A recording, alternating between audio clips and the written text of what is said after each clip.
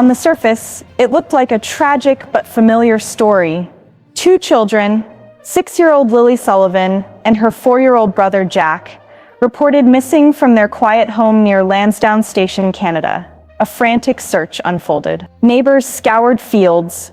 Drones hovered over tree lines. RCMP officers combed through rivers, ditches, and barns. The community held its breath, praying for an outcome that never came. But behind the public appeals and tearful pleas, another story was quietly building. A story the public was never supposed to see. The Royal Canadian Mounted Police have now released actual court documents tied to this case. These are not whispers on social media. These are sworn affidavits, search warrants, and investigative filings. Pages of records that cut through rumor and replace it with evidence. And what those documents reveal is nothing short of shocking. Conflicting timelines, parental statements that don't align with phone data, surveillance footage that doesn't match what was reported, a metallic star sticker, the kind sewn onto Lily's jacket, recovered near a small wooden bridge just beyond the search perimeter, trail camera images delayed in their release, and repeated warnings from schools and social workers, warnings that now read like missed alarms. For months, the official story has been fragile, patched together through speculation and silence. But these documents break that silence. They raise the kind of questions that can't be brushed aside. Why do the parents' accounts shift, depending on who is asking the questions? Why did crucial pieces of evidence take weeks to surface? And perhaps most chilling of all, if these children were last seen inside their own home, how do so many details point to the outside? The release of these documents is more than a development. It's a turning point. For the first time, the curtain has been pulled back, and the case of Lily and Jack Sullivan must now be seen not as a disappearance shrouded in mystery, but as an investigation that may expose far more than anyone imagined. And as we step through these filings together, one thing becomes clear. The truth about what happened to Lily and Jack has always been closer than we were led to believe. But before we dive into this, kindly subscribe to our channel if you believe in fighting for justice. Because every view, every comment, every subscriber is a stand against silence, and a step toward justice for those who cannot fight for themselves. We've just crossed 5,000 subscribers, all because of your support. And we need that same energy to reach 6,000, then 7,000, and then 10,000. So go ahead and drop your fingerprints on that subscribe button. And where are you watching from? Because wherever you are, the day this vision is fulfilled, I will send my appreciation straight to you. Let's keep building this community that fights for justice together. Two names, two faces that should never have been forgotten. Lily Sullivan, just 6 years old. Jack Sullivan, only 4. Brother and sister, gone from their home in Lansdowne Station, a community where children were supposed to be safe. Their disappearance shook this small Canadian town to its core. Flyers lined store windows, neighbors organized searches, and RCMP officers launched a full-scale investigation. For months, questions piled up, but answers were scarce. The case became clouded with speculation, online theories, and silence from those closest to the children. But now, for the very first time, there is something different. Not whispers, not online posts, not second-hand reports. The Royal Canadian Mounted Police have released official court documents to the press, sworn records, search warrants, affidavits, the kind of material investigators rely on to build cases, not the public. And inside these documents are details that change everything. They don't just tell us what investigators were looking for, they reveal why. They lay bare the contradictions in family accounts. They point to evidence that had been hidden, delayed, or overlooked. And they show a case far more complicated, far more disturbing than the public was ever led to believe. For the first time, we can see beyond the press conferences, beyond the headlines, beyond the carefully chosen words. We can step inside the investigation itself, through the words of the RCMP, under oath. And in this video, we're going to unpack exactly what these documents reveal, why they matter, and how they may change everything we thought we knew about the disappearance of Lily and Jack Sullivan. Because if these documents are true, then this isn't just a missing persons case. It's a story of contradictions, of missed warnings, and of a truth that has been kept in the dark for far too long. To understand why these newly released documents matter, we have to return to the very beginning. The dates are etched into this community's memory: April 29th through May 2nd, 2024. According to the original accounts, Lily and Jack were last seen at their family home in Lansdowne Station. Their mother, Malia Murray, told investigators that both children had been feeling unwell, complaining of a fever, too sick to attend school. Their stepfather, Daniel Martell, repeated the same story. Those details became the foundation of the public timeline. Children last seen inside the home. A sudden illness, parents caring for them quietly over several days. But then came the silence. On May 2nd, the children were reported missing. The community erupted. Neighbors poured out of their homes to join in the search. Flyers were printed overnight. RCMP set up checkpoints and mobilized dogs, drones, and ground teams. For a small rural town, it was an earthquake, the kind of shock that makes every parent hold their child tighter. At first, people clung to the hope that the children had simply wandered off, lost in the woods nearby. That hope didn't last long. Now, months later, the newly released RCMP court filings are casting shadows over this timeline. They challenge the very story the parents told. They suggest the children's last confirmed sightings might not line up with the parents' accounts. They hint that what the public believed about those crucial 3 days may have been shaped by partial truths or deliberate misdirection. The question becomes unavoidable. Were Lily and Jack really home, sick in bed, or were their last days very different from what we were told? For months, this case has lived in the shadows of speculation. Families whispering, online forums buzzing, news outlets reporting what little they were allowed to confirm. But today, we stand on a very different line. Because for the first time, we aren't relying on second-hand accounts or anonymous leaks. We're looking directly at the RCMP's own filings, sworn legal documents released to the press, and that changes everything. These documents are not casual notes. They are affidavits, search warrants, and investigative filings, written by officers under oath, submitted to a judge, and used to justify some of the most aggressive moves an investigation can take. When a judge reads them, they are deciding whether or not the police have enough cause to dig deeper into someone's life. Which means, what's written here isn't gossip. It's evidence, suspicions, and facts the RCMP was willing to stand behind. So, what exactly do these documents tell us? They show us that investigators were seeking much more than the public ever realized. Phone records. They wanted timestamps of calls, texts, and data usage to reconstruct who was speaking to whom in those critical days. April 29th through May 2nd, 2024. GPS and vehicle tracking. They weren't just searching the land.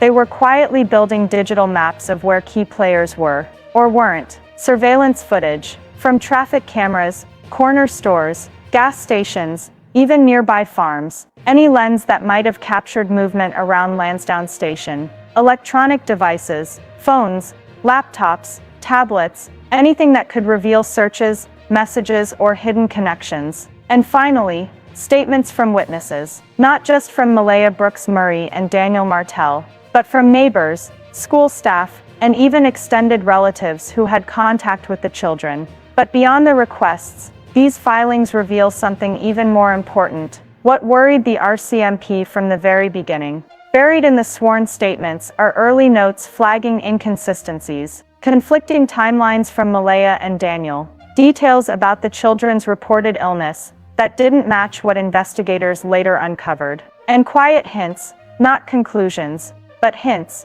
about struggles inside the home, possible arguments, reports of neglect, even whispers of substance use. These are not theories pulled from thin air. They are lines written in official documents, stamped and filed in a Canadian courtroom. And for the first time, we the public are seeing them. What does that mean? It means the ground beneath this case is shifting. Everything we thought we knew about the disappearance of Lily and Jack Sullivan has to be reconsidered.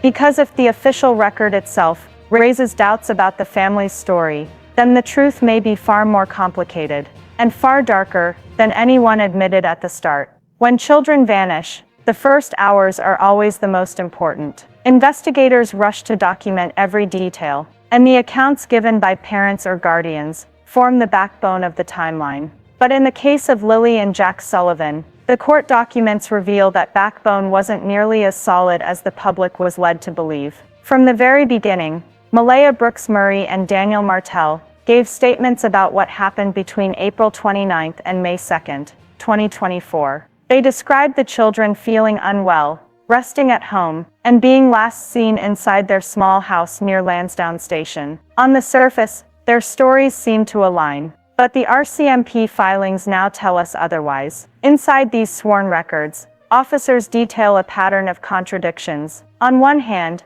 Malia claimed she last checked on Lily and Jack late in the evening of April 30th. But Daniel's statement suggests he believed the children were already in bed hours earlier. That may sound small, but in an investigation like this, even a 2-hour gap matters. Malia reportedly told officers the kids had been running fevers, sleeping most of the day. Yet when investigators checked with a nearby pharmacy, and even local neighbors, no one recalled either parent buying children's medicine. Not that week. Not at all. There are also discrepancies in what each parent said they were doing during those crucial days. Daniel claimed he was running errands on April 30th. Malia, however, initially stated that he was at home all day. Two sworn statements, two different versions of the truth. But the most unsettling details come from references buried deeper in the filings. Officers noted signs of domestic discord. That's the phrase used. Reports of arguments inside the home. Mentions of possible neglect indicators. The children seen outside unsupervised. Clothing not appropriate for the weather. Food scarcity raised by neighbors. And then there are the references to substance use. Again, these are not proven allegations, but the documents note suspicions that alcohol or drugs may have played a role in the unstable environment surrounding the children before they disappeared. The critical point is this. These aren't rumors whispered on social media. These are lines typed into legal affidavits, presented to a judge by the RCMP. The very people tasked with finding Lily and Jack felt it was important enough to include these contradictions, these concerns, in their official filings. It changes how we understand the case, what the public first heard.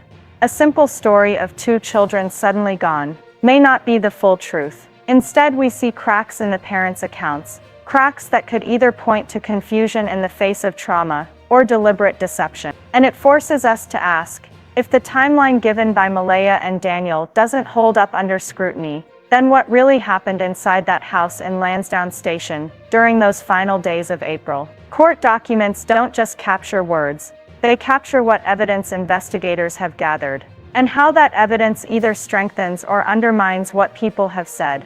And in the case of Lily and Jack Sullivan, what the RCMP uncovered doesn't just raise eyebrows, it raises red flags. First, the GPS data.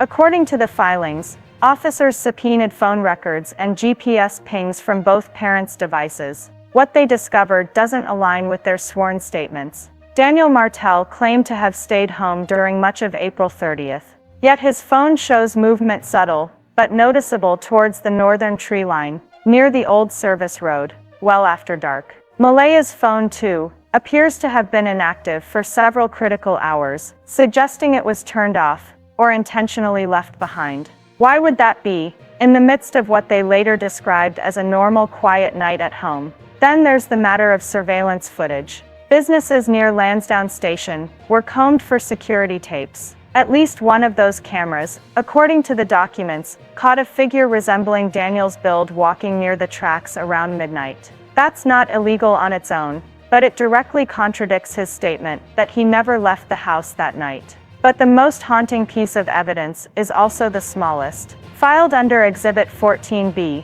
investigators reference a metallic star sticker, identical to the kind found on Lily's favorite purple jacket. This lone sticker was discovered near a small wooden bridge, one of the very same locations volunteers had combed during the search. On its own, it could be coincidence. Children lose things, stickers peel. But in the context of a disappearance, it becomes something else. A breadcrumb, a fragment, a quiet whisper that perhaps the children were there. And yet, if that sticker was found during the early searches, Why wasn't it disclosed sooner? Why did it take months, and the release of these court documents, for the public to even know it existed? That question brings us to the trail cam footage. The documents reveal that one of the RCMP's trail cameras, set up near a game path not far from the bridge, captured unusual nighttime activity. But here's the problem. The footage wasn't reviewed until days later. By then, whatever potential lead it might have offered had already gone cold. A delay that now reads, in black and white, as one more missed opportunity. Taken together, GPS inconsistencies, surveillance images, a metallic star sticker, and trail cam delays, the filings begin to erode the narrative first presented to the public. Instead of a case with a clear tragic timeline, it starts to look like something more complicated. A puzzle where key pieces were either overlooked or withheld. And with each revelation, the same chilling question grows louder. Were we ever looking in the right place? Or was the truth hidden in plain sight? When Lily and Jack Sullivan were reported missing, the search that followed was massive. The RCMP documents now give us a clearer picture of the scale and the questions it raises. Volunteers flooded the area. Neighbors mounted ATV patrols along dirt roads and wooded paths. Drones hovered above fields and tree lines, scanning every shadow. Search and rescue dogs combed brush, riverbanks, and undergrowth. Officers mapped grids with painstaking precision. Every available resource was mobilized, as if the entire community had been thrust into a living, breathing search grid. Yet, despite the overwhelming manpower, despite the coordination, the search produced surprisingly little. The filings mention maps with highlighted zones that received repeated attention, trails repeatedly walked, clearings scanned dozens of times, and still, nothing significant. The documents hint at why this may have happened. Investigators began to suspect misdirection, whether intentional or accidental.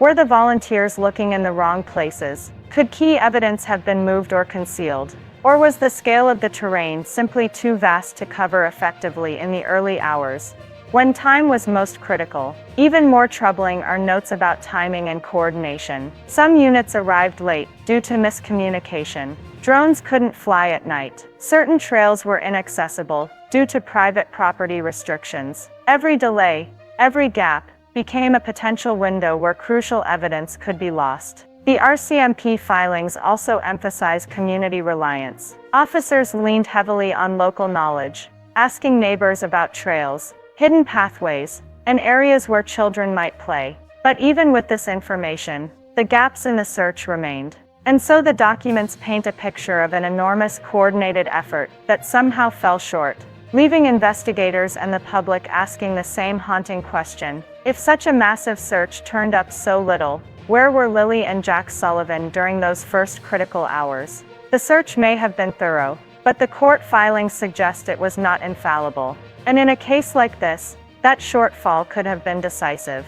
The court documents don't just reveal discrepancies and evidence, they also shed light on how the system itself may have faltered in those crucial first days. Investigators' internal notes, now public, describe delays in interviews and evidence collection. Key witnesses weren't spoken to immediately. Phone records weren't obtained until days later. Surveillance footage sat in storage before review. Each of these delays, the filings suggest, could have cost critical time when finding Lily and Jack might have been possible. The filings also highlight overlooked child welfare indicators. School reports note instances of unexplained injuries, including a black eye on Jack, and concerns about clothing and supervision. Social services had prior contact with the household, yet some of these flags weren't fully investigated at the time. The documents don't accuse anyone of wrongdoing, but they do document missed opportunities that in hindsight appear significant. Even the search coordination suffered under systemic limits. RCMP notes point to communication gaps between teams, incomplete information sharing, and resource allocation that didn't match the urgency of the situation. Drones couldn't cover all areas at night. Search dogs were limited by terrain, and volunteers weren't always briefed on the most promising leads. Taken together, the filings suggest a pattern of institutional shortfalls. The agencies involved acted, yes, but not always fast enough, not always fully informed, and not always with the complete picture. In a case where every hour counts, these gaps may have been crucial. The unsettling reality emerges: the disappearance of Lily and Jack Sullivan wasn't only a personal tragedy, it was a test of systems meant to protect children. And according to these documents, that system may have fallen short when it mattered most. When the RCMP released these court documents to the press, the quiet community of Lansdowne Station was blindsided. What had once been whispered fears became public scrutiny. Families, neighbors, and volunteers who had poured themselves into the search felt a profound sense of betrayal. How could such critical information have been withheld or overlooked during the initial investigation? Media outlets quickly picked up the filings, dissecting the contradictions and raising questions that many had feared asking. News reports highlighted discrepancies in the parents' statements, delays in evidence processing, and hints of potential neglect in the household. Headlines questioned the integrity of the investigation, and for the first time, the public saw the case not just as a tragic disappearance, but as a story fraught with unanswered questions and possible failings. For Daniel Martel and Malia Brooks-Murray, the fallout was immediate. Their names became a focal point for scrutiny, their past statements analyzed line by line. Friends and neighbors who had once defended the family now wondered aloud if there was more to the story than they had been told. The court filings didn't just shed light on the investigation, they also reframed the public perception of the case. Suspicion, doubt, and frustration spread quickly. For the community that had already been traumatized, the documents were a harsh reminder. Even with all the resources, all the volunteers, and all the hope, the truth about Lily and Jack Sullivan remains elusive. And as the public digests these revelations, one question lingers: if these documents expose gaps, contradictions, and delays, how much of the truth is still being kept from the public? With every new detail uncovered in the RCMP documents, more questions arise, and with questions come theories. For Lily and Jack Sullivan, several scenarios have emerged, each carrying its own unsettling possibilities. One theory points to stranger abduction. Could someone outside the family have taken the children, slipping past a rural community that assumed safety behind locked doors and familiar faces? The filings provide little concrete evidence for this, but the possibility cannot be dismissed entirely. In missing children cases, strangers are rare, but their actions are often devastatingly precise. Another theory suggests a staged disappearance. Were Lily and Jack removed from public view intentionally, to create the illusion of a sudden vanishing? Certain details in the documents hint at gaps in the timeline, and inconsistencies in parental accounts that make investigators and the public pause. Could someone have manipulated events, ensuring that crucial evidence would be missed or delayed? Then, there is the theory of family involvement, directly or indirectly. The discrepancies in Malia and Daniel's statements, combined with evidence such as GPS inconsistencies and trail cam anomalies, raise the question: were those closest to the children hiding something, consciously or unconsciously? Again, the filings stress that these are suspicions, not proven facts, but they are serious enough to warrant scrutiny. What's clear is that no single theory explains every piece of evidence. Even with the documents in hand, gaps remain, leaving room for speculation, debate, and unease. And as investigators continue their work, the public is left with a difficult choice: trust the official filings at face value, or dig deeper into the contradictions that remain. The reality is stark. Until Lily and Jack are found, the case will continue to breed questions, theories, and haunting what-ifs that refuse to go away. Despite the release of court documents, despite public scrutiny and media attention, Lily and Jack Sullivan remain missing. No charges have been filed, and the trail remains frustratingly cold.